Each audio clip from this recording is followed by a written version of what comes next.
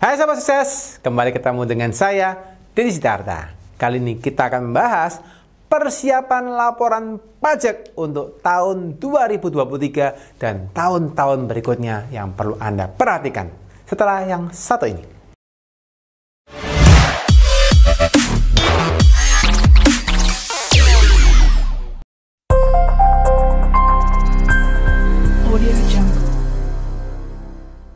Oke teman-teman, hai apa kabarnya teman-teman semua ya? Semoga selalu sehat ya, selalu diberkatin teman-teman semuanya dan selalu happy ya. Dan semoga teman-teman di tahun 2022 ini sampai akhir tahun ini teman-teman selalu sehat, selalu semangat ya.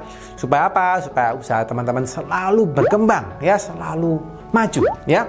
Nah hari ini teman-teman saya akan mengajarkan teman-teman persiapan apa yang harus teman-teman perhatikan untuk teman-teman menyiapkan laporan keuangan pajak di 2023 ya. Karena banyak teman-teman yang bingung, Pak gimana sih Pak caranya menyiapkan laporan keuangan saya di 2023? Karena saya ini sudah takut Pak, apa saja yang harus saya persiapkan, saya mesti laporan apa? Nah ini saya juga mesti harus tahu ya. Nah by the way teman-teman, saya akan jelaskan kepada teman-teman apa saja yang perlu teman-teman tahu untuk persiapan laporan pajak ya. Nah, saya akan menggunakan flipchart teman-teman ya, semoga teman-teman juga bisa mengetahui ya dengan saya menulis ini, dan teman-teman bisa coba replay ulang kalau teman-teman masih bingung, di replay lagi, dilihatin ya. Nah, pertama-tama teman-teman ya yang harus diperhatikan adalah gini. Setiap Anda sebagai pengusaha itu kalian memiliki beberapa kewajiban perpajakan ya.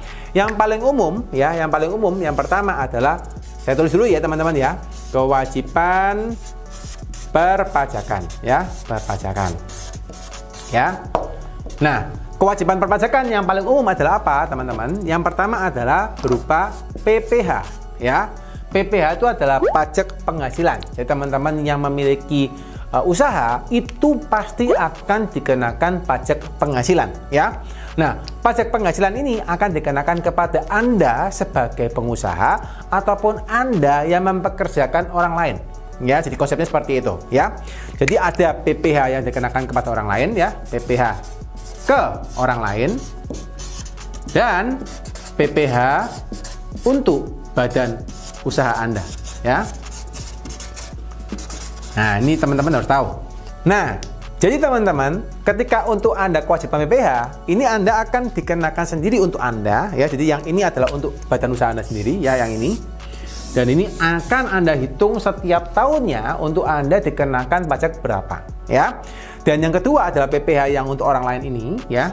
Ini akan Anda dikenakan atau Anda mengenakan setiap Anda memberikan penghasilan, memberikan gaji atau income kepada orang lain ya. Let's say Anda punya pegawai, maka Anda akan mengenakan namanya PPh 21 ya, atau Anda misalnya menyewa kepada pihak lain ya, Anda dikenakan PPh 23 ya, seperti itu.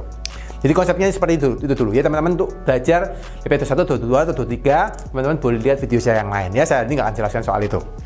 Nah, yang kedua teman-teman, kewajiban perpajakan juga ada namanya PPN ya. Jadi teman-teman nggak usah bingung, karena kewajiban perpajakan kita memang ada dua ya. Yang pertama PPh, pajak penghasilan, yang kedua adalah PPN. Nah, PPN ini teman-teman akan dikenakan kalau teman-teman tuh menjadi namanya PKP ya, atau pengusaha kena pajak, di mana teman-teman itu syarat yang utama, yang wajib adalah teman-teman itu dikenakan atas omset. Kalau teman-teman memiliki omset ya di atas 4,8 miliar per tahun, itu akan kena namanya PPN. Ya, jadi ini yang akan Anda kena dari perpajakan. Jadi ini dulu yang wajib Anda tahu ya. Nah, kedua yang perlu Anda persiapkan setelah Anda tahu, oke, saya tahu dulu nih bahwa saya harus kena PPN, saya kena PPh ya. Ini diberesin dulu. Kalau Anda nggak tahu ini, maka bisa jadi yang di bawahnya kan berantakan. Oke. Nah, setelah Anda tahu, maka yang berikutnya Anda harus membuat namanya laporan ya. Laporan keuangan. Oke. Jadi di pajak Anda mesti memiliki namanya laporan keuangan. Nah, laporan keuangan yang diminta oleh pajak ada dua macam minimal teman-teman ya. Adalah yang pertama namanya laporan laba rugi ya. Nah, laporan laba rugi ini Anda harus rekap setiap pendapatan yang Anda dapatkan setahunnya dan setiap pengeluaran atau biaya yang Anda keluarkan tiap tahunnya itu Anda harus rekap ya, dan ketemu ada berapa keuntungan yang Anda miliki setiap tahunnya ya. Berikutnya lagi, Anda harus membuat laporan namanya neraca ya. Jadi ada namanya laporan laba rugi dan laporan neraca. Jadi dari setiap detail kegiatan Anda harus membuat dua laporan ini ya. Bagi teman-teman yang sekarang sebagai UMKM, mungkin sekarang teman-teman masih diminta hanya laporan omset. Tapi percaya saya bahwa ke depan Anda pasti akan diminta untuk laporan ini, laporan laba rugi dan laporan neraca. Karena laporan ini yang akan menunjukkan kepada pemeriksa bahwa Anda benar-benar mengalami transaksi sesuai dengan kepentingan Anda, sesuai kepentingan perusahaan gitu ya, kepentingan perusahaan. Dan ini benar-benar ini real nih, usahanya segini, real nih omsetnya segini, real nih costnya segini, dan real nih profitnya segini. Nah, ini yang merupakan menjadi tanggung jawab Anda kepada petugas pajak. Jadi kalau Anda mempunyai laporan ini dan bukti-buktinya jelas, maka petugas pajak akan kesulitan untuk mencari-cari kesalahan Anda karena Anda sudah memberitahukan sesuai yang sebenarnya. Oke. Nah, di dalam laporan keuangan ini juga akan ada namanya laporan depresiasi ya, laporan depresiasi ya. Jadi kalau teman-teman lihat di formulir untuk pelaporan pajak ya, ada namanya depresiasi aset ya. Nah, depresiasi aset ini adalah laporan yang mencerminkan berapa sih penyusutan ya yang harus dibebankan kepada setiap aset tetap yang dimiliki oleh teman-teman ya. Jadi teman-teman harus memperhatikan bahwa ternyata di dalam perpajakan itu ada keperpihakan petugas pajak untuk memberikan Anda ya kesempatan gitu ya, membiayakan aset-aset yang Anda beli dulu ya. Misal Anda beli mobil gitu ya, secara laporan keuangan itu tidak bisa menjadi biaya langsung, itu akan menjadi aset mobil ya. Tapi secara perpajakan aset mobil ini bisa Anda biayakan setiap bulannya sampai dengan total misal saja 8 tahun. Ya, karena penyusutan dalam pajak itu ada beberapa macam, ada 4 tahun, 8 tahun, 16 tahun, sampai 20 tahun. Ya, tergantung daripada klasifikasi aset yang Anda miliki. Oke, jadi misalnya Anda punya mobil, Anda bisa depresiasikan 8 tahun, maka di dalam laporan aset Anda, laporan depresiasi Anda akan kelihatan, oh harga mobilnya berapa. Dari sana kira-kira biaya penyusutannya berapa. Dari sana lagi kira-kira nilai buku akhirnya berapa. Nah, ini yang harus teman-teman persiapkan. Ya, jadi supaya Anda nanti waktu persiapan laporan pajak Anda sudah clear. Oke, jadi kewajiban perpajakannya Anda harus tahu dulu, terus laporan keuangan Anda juga harus tahu dulu. Nah, setelah itu teman-teman perlu perhatikan ya, bahwa di dalam kewajiban perpajakan ini, let's say ya, kita ngomong di PPh dulu ya teman-teman, biar teman-teman nggak bingung ya. Di PPh ini yang umum itu yang akan Anda keluarkan, yang akan Anda laporkan adalah namanya PPh 21. Itu yang umum. Oke. PPh 21 ini berlaku untuk teman-teman yang memiliki karyawan. Jadi kalian punya karyawan, kalian menggaji karyawan Anda, oke? Dan Anda harus memotong PPh daripada karyawan Anda. Ya, jadi teman-teman harus perhatikan. Kalau karyawan Anda sudah di atas PTKP, di atas penghasilan tidak kena pajak, maka teman-teman harus melakukan pelaporan. Ya, banyak orang-orang yang saya lihat itu tidak melakukan pelaporan PPh 21 karena mereka tidak ngerti. Ya, hasil apa? Akhirnya lumayan, karena denda lapornya sudah lumayan. Ya, belum lagi biaya telat lapornya dan bunganya juga. Jadi akan menambah kos yang tidak diperlukan. Oke, jadi teman-teman masih lihat PPh 21 ini wajib Anda laporkan. Ya, kalau Anda punya karyawan, ya. Terus kalau Anda misalnya memberikan atau membeli jasa ya dari pihak lain, dari badan, Anda akan namanya PPh 23 itu yang sering, ya.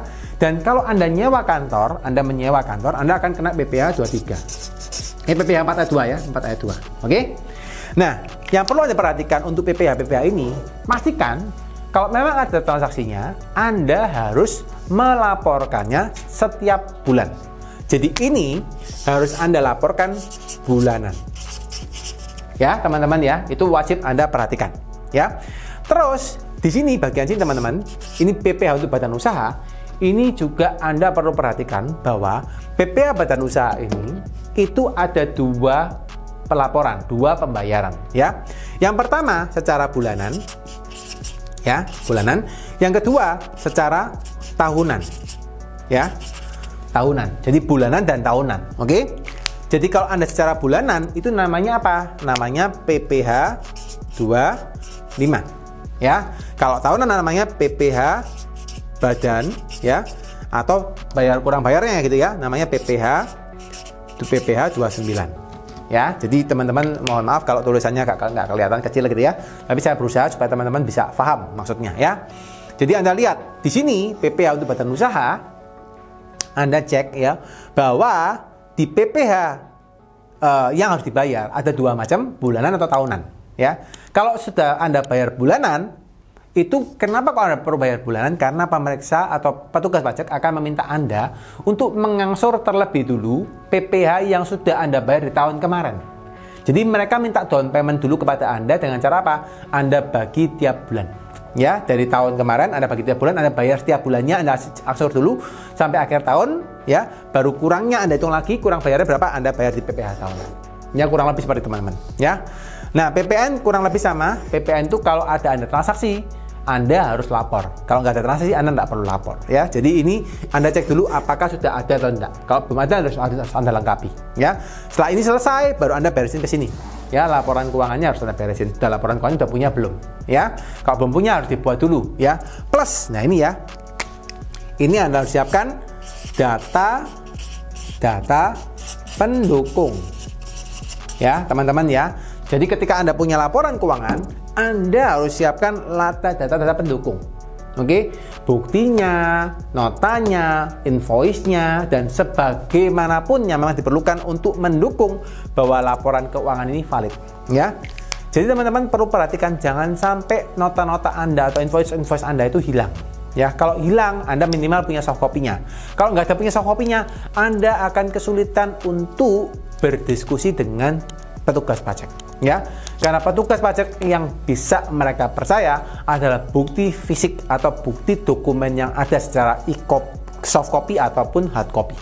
Ya, jadi jangan sampai itu hilang. Kalau hilang, Anda mesti harus cari, ya, harus cari, jangan sampai itu hilang. Ya, nah setelah ini lengkap teman-teman, barulah kalau sudah lengkap semua, datanya lengkap, nah laporan keuangan selesai, barulah Anda perlu menghitung, ya. Ini nomor 3 ya. Menghitung, ya, nomor 3, hitung pajak usaha Anda, ya. Jadi setelah Anda punya ini, Anda baru bisa menghitung pajak usahanya berapa, ya. Oh, ternyata pajak usahanya sekian. Nah, di dalam konsep ini yang nomor 3, Anda harus perhatikan ada namanya koreksi fiskal, ya. Jadi teman-teman harus perhatikan di dalam melaporkan perpajakan Anda ada ternyata biaya-biaya yang tidak bisa dibebankan, ya. Jadi Anda harus perhatikan kalau ada biaya nggak bisa dibebankan, Anda harus koreksi dulu. Nah, di sini fungsinya untuk Anda melakukan tax planning, ya, melakukan perencanaan pajak yang bagus, legal, ya, dan hemat supaya koreksi fiskalnya ini bisa Anda minimalisir, ya, dan tetap legal. Ya, nah ini 3 hal ini yang teman-teman perlu perhatikan untuk persiapan laporan pajak Anda di tahun depan. Oke, sekian video ini saya buat, semoga cukup jelas. Buat teman-teman yang kurang jelas silahkan tanya di kolom komen, atau yang pengen dapat respon cepat juga boleh lihat follow saya di Instagram dan DM saya di Instagram. Ataupun yang terakhir, kalau teman-teman pengen bertanya secara live, saya mungkin rutin setiap bulan akan melakukan live untuk Q&A perpajakan lewat IG Live, ya. Dan teman-teman boleh lihat di IG Live saya, lihatin aja setiap ada IG Live untuk ini ya, Q&A, saya akan posting di feed daripada Instagram saya. Oke, sekian buat teman-teman, semoga cukup jelas. Buat teman-teman selalu diberkati, saya doakan selalu sehat dan selalu berbakti.